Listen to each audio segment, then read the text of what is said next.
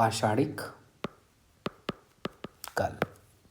तो हम ताम्र पाषाणिक काल यहाँ देखेंगे और इसमें हम ध्यान रखेंगे कि तांबे की खोज नवपाषाण काल के पहले से ही लगभग शुरू हो रखी थी, क्योंकि वहीं से जो है कि तांबे के चाकू वगैरह मिलने शुरू हो गए थे, इसलिए इसका ताम्र पाषाणिक नाम रखना बहुत ही ठीक रहेगा मेरे हिसाब से। तो तांबे की खोज यहाँ पे शुरू हो रखी थी और ताम्र पाषाण काल का जो एज माना गया है वो दो प्रकार से माने गए हैं। जो पुराना है वो 2000 बीसी से 1000 बीसी के बीच का बताया जाता है, और दूसरा जो आजकल चर्चा में है नया है वो 2000 बीसी से 3500 बीसी के आसपास का बताया गया है। इसमें हम दो तीन चीज़ आपके लिए पहले से मैंने टाइप कर रखा ताकि आपको डिटेल करने में आसानी हो। देखिए, ताम्र पाषाणिक जो काल है ना, उनमें कुछ साइट्स इंपॉर्टेंट हैं। अहाड़ जो कि राजस्थान में है, मालवा एमपी में है, कायथा एमपी उज्जैन में है, जोरवे जो महाराष्ट्र में है, यहाँ से पटसन और रेशम के भी साक्ष्य मिलते हैं। जोरवे की बस्तियों के भी साक्ष्य मिले हैं, और ये जोरवे की बस्तियाँ कौन कौन सी हैं? दायमाबाद, इनाम गाँव, नौदा टोली। ठीक है। गंगा घाटी क्षेत्र में ताम्र पाषाणिक और गेरुवर्णिक यानी कि गैरिक मृदभांड मिले हैं। लेकिन ध्यान ये रखना है कि जो अहाड़ संस्कृति है, अहाड़ जो साइट है, जो अहाड़ साइट है राजस्थान में, ये ताम्र पाषाणिक संस्कृतियों में राजस्थान में अहाड़, सोथी, अहाड़, सोथी, बनास और मालवा क्षेत्र जो है वो कायथा जोरवे संस्कृतियों से ताम्र पाषाणिक साक्ष्य यहाँ से प्राप्त होते हैं। सोथी से लेकर हरियाणा के सीसवाल,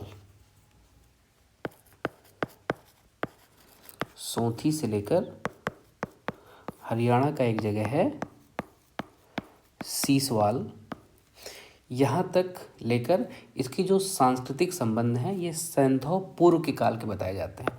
यानी कि इस क्षेत्र के जो सांस्कृतिक संबंध हैं वो कहाँ के बताए जाते हैं? सैंधव पूर्व काल के बताए जा रहे हैं। ठीक है। ध्यान ये रखना है कि इस स्थल से सैंधव समकालीन और सैंधव उत्तरवर्ती प्रमाण भी मिल रहे हैं। सिर्फ सैंधव पूर्व काल ही नहीं, सैंधव उत्तरवर्ती भी मिल रहे हैं। ठीक है। अहाड़ का प्राचीन नाम,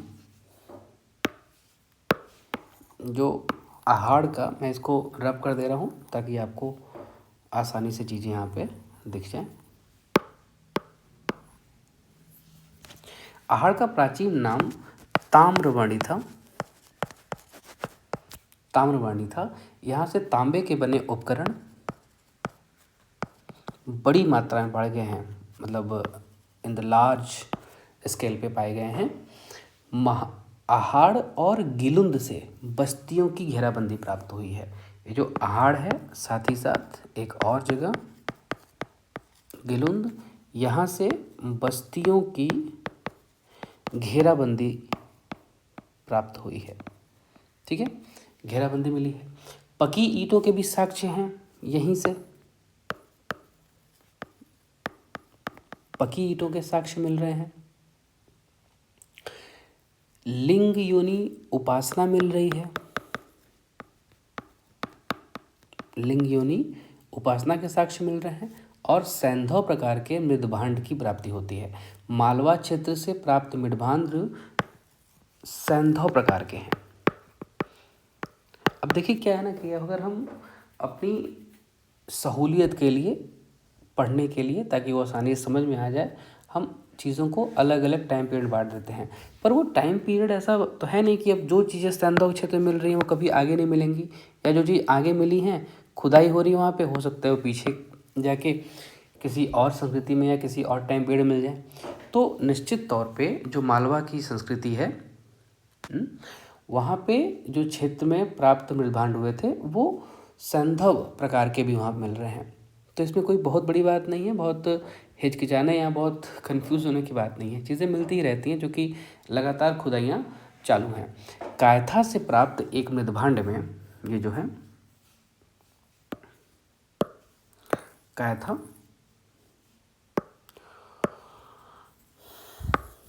कायथा से प्राप्त एक मृदभांड में 48,000 मनके मिले हैं।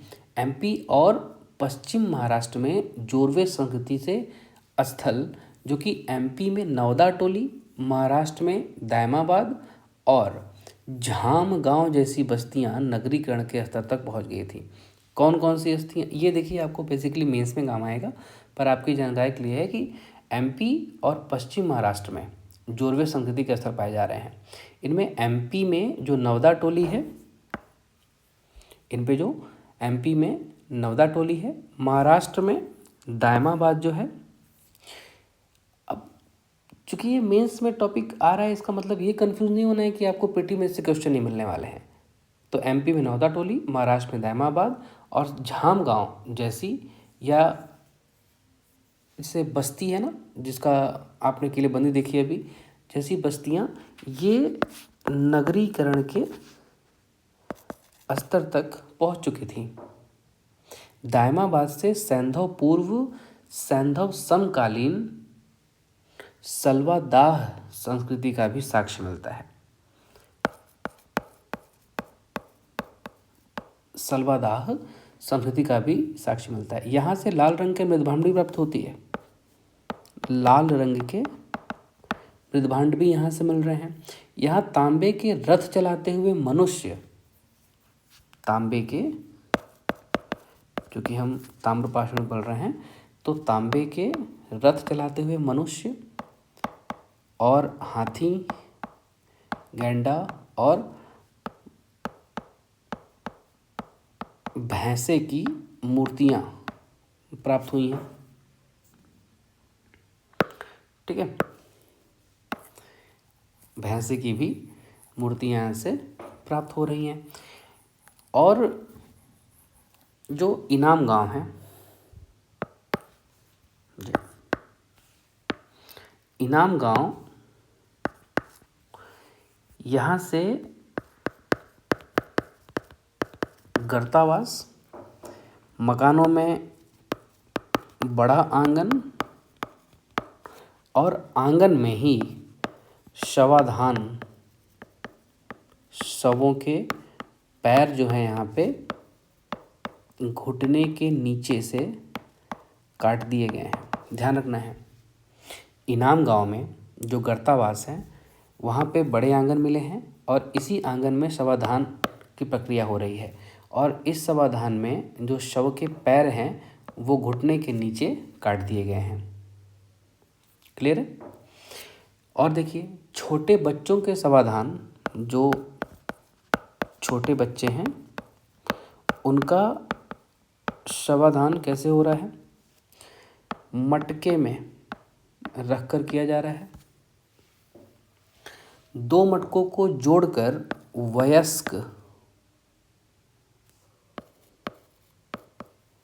वयस्क शवाधान भी किया गया है।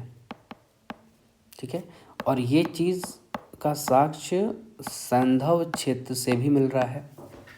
ठीक है, इनाम गांव की एक नहर को जोड़े जाने का भी साक्ष्य मिला है। अब आप ये समझ रहे होंगे कि ये बस्तियां भले पुरानी हैं, पर यहाँ पे टेक्निक भी आगे रही हैं। नहरों को जोड़े जाने का भी साक्ष्य मिल रहा है। यहाँ से बैल की आकृति और अंदर की ओर हाथ पैर मोड़े हुए मनुष्यों की आकृति, संभवतः जैसे नटराज की प्रतिमा है वैसा। अगर नटराज ही पूछ ले तो भी आप टिक करेंगे, लेकिन मैं यहाँ पे लिख दे रहा हूँ। यहाँ कैसे मिल रहे हैं?